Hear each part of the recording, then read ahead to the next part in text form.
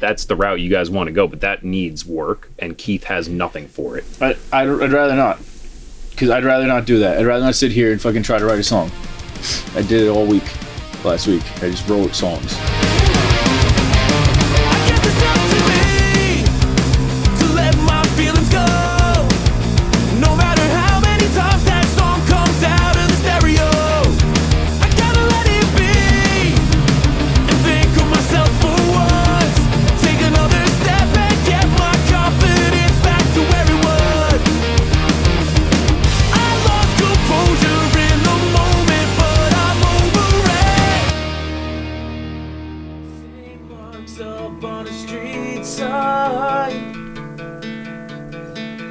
I remember I was losing my mind for you. Our sound has been very pop punk. It's definitely changing. We're growing into this different sound, which I'm happy about. You have to evolve as a band. We wanted to really work with a producer that's in our scene, in our genre, that knows the content. We got really lucky that Brett and Gary were able to fit us into their schedule here. You know, the team that we're working with now on this project understand what we're trying to do as far as the sound that we're trying to create, and they really pushed us in the right direction. When you do the pop thing and you're singing at your high register and you have all the guitars sounding super muddy, like they're like fucking like Deftones, like 7-string, 8-string shit, they're too far apart. So like your brain doesn't like, it can't like connect the two, and you'll start to be like, is something out of tune? Your producer is gonna help shape your sound, definitely. We did pick him on purpose. It has a more alternative rock influence into that pop punk sound. It's very vibey, very dreamy. I think a lot of the songs on this are very different. Brett likes to call them dance. He says he's got this groove in some of the songs, which is like a different take on what we originally had, but I think it's a good direction in the way we're going. Like vocally or just... And the, yeah. From the skin of my teeth, yeah. I think that ultimately, like, this is the direction that we want to go in and move towards. You can't get rid of pop punk roots. Like, I don't care, I don't give a shit who you are. If you came up in pop punk, like, you fucking are pop punk forever. The sound doesn't go away.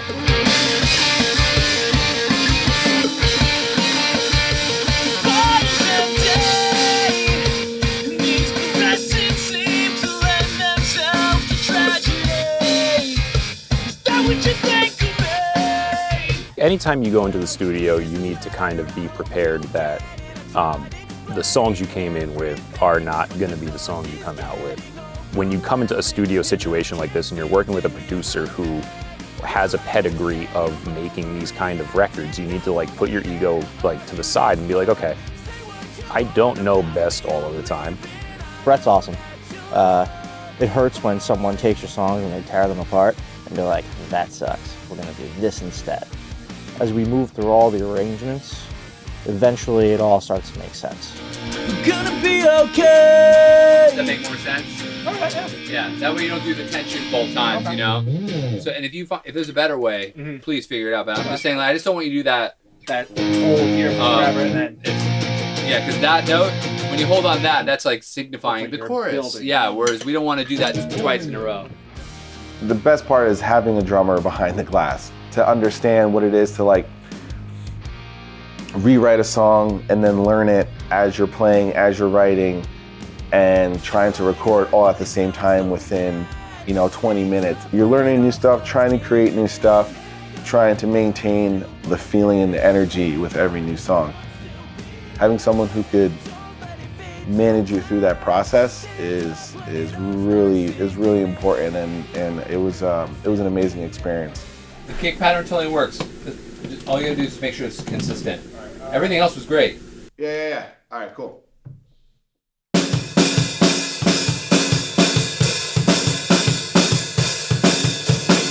Working with Gary is very cool too.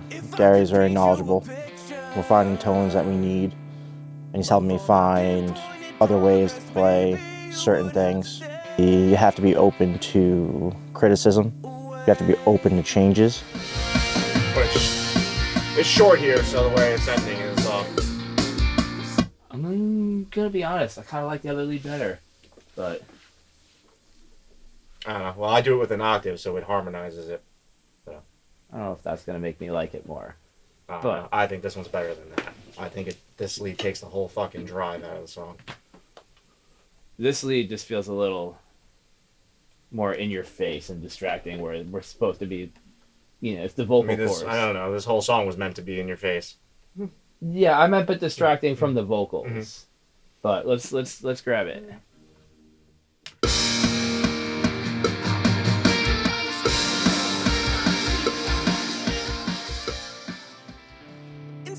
At a certain point, you need an outside perspective to come in and give you their notes on what the song can and should sound like.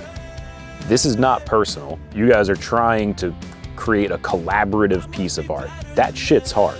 It's not easy to do something as a collective.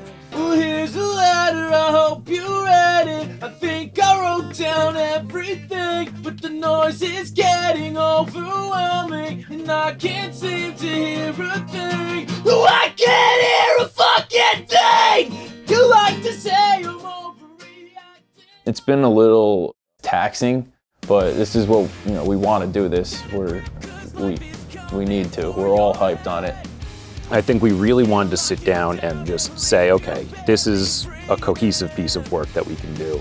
This isn't like a one-off thing that we're just putting out just to have content on the internet or just to book a show. This is this is what we want to do. The four of us come from kind of three different backgrounds, styles of music. The hard thing is trying to connect with multiple people at the same time connecting with everyone.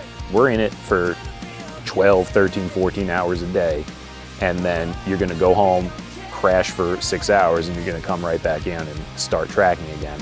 It's not too stressful. It's stressful when you can't get a part right off the bat because you just want to stop playing. If you don't have callus on your fingers already, your hand hurts. We have a bunch of songs going on right now. It's kind of crazy recording all of these so quickly, but it seems like a well-oiled machine. We're super stoked at what's going on and how this whole process is working, and we're moving quickly, so it's awesome. It's been hard, stressful, I guess, just because of being tired and trying to stay creative and stay on top of it. I think the stress comes from forcing the creativity, which is terrible to say, right? I don't want you to think these songs were half-assed. They definitely weren't. We put the work in. That's the route you guys want to go, but that needs work, and Keith has nothing for it. I'd rather not, because I'd rather not do that. I'd rather not sit here and fucking try to write a song. I did it all week, last week. I just wrote songs.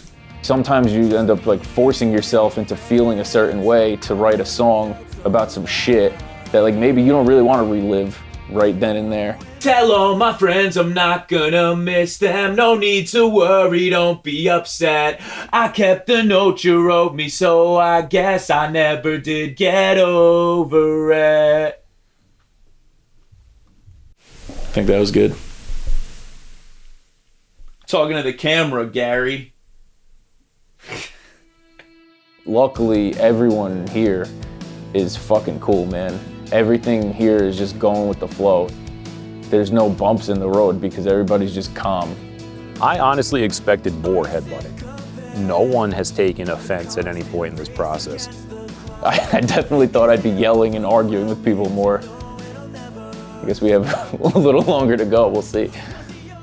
Round and round we go, caught in a cycle, it's around and round we go. I kind of like that. Okay, yeah, that's good too. Okay. Caught in a cycle, it's around and round we go. Was there ever a chance? I have to say, during this entire process, I haven't been able to see the light at the end of the tunnel until today. I'm a joke, I'm a loser, a goddamn mess. I'm exhausted, I'm angry, and I can't. Welcome to MTV Cribs. Come on inside. Come on! This is my studio, as you can see. I got my Swiss $1,100 chair. I got a board that was imported straight from South Korea and North Korea. And this is where we're, making the next #1 album of the year. Maybe. And we'll see how it goes. Stay tuned. This is the final step in the record production process. Mastering is where I try to make the record sound as good as it can on multiple different, streaming services, cars, whatever, phones, whatever your listening medium is. We put our heart and souls into this record, and I wanted to bring the guys in to listen to my final masters so that everybody can sign off and we can listen to the fruits of our labor.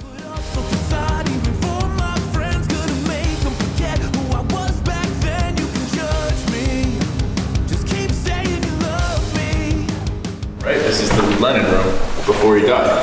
Yes, so this is the room we've kept historically accurate. This is the last room that John Lennon was recording in before he got fucking killed. So sick. We call it the John Lennon room. Here he is tracking his solo record with Yoko Ono.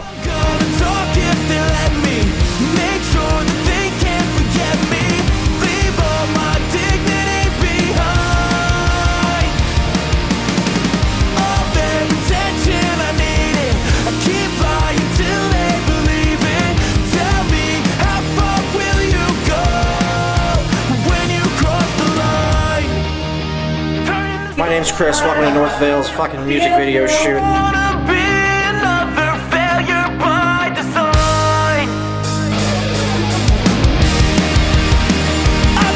The fans, thank you so much for giving a shit. So that's why we can continue to even do this. How sweaty are you? Very, very sweaty. I have to tape a lot of things.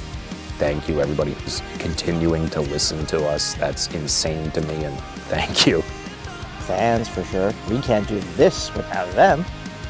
We make music, but the music doesn't go anywhere if no one listens. Thank you. We appreciate everything you've done for us, and hopefully you enjoy what we're creating for you now. Thank you to our families for putting up with our bullshit and letting us record. I hope that everyone likes this record, because we definitely do.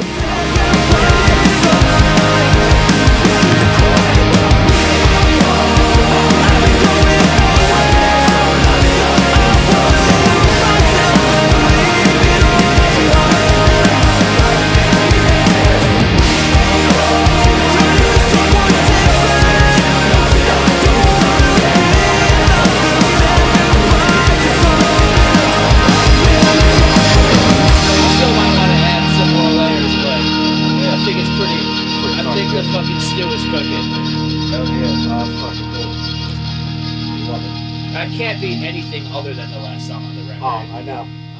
This has last song vibes. Yeah, you'd be fucking crazy to put it anywhere else. Right. Because, what's going to feel big after that?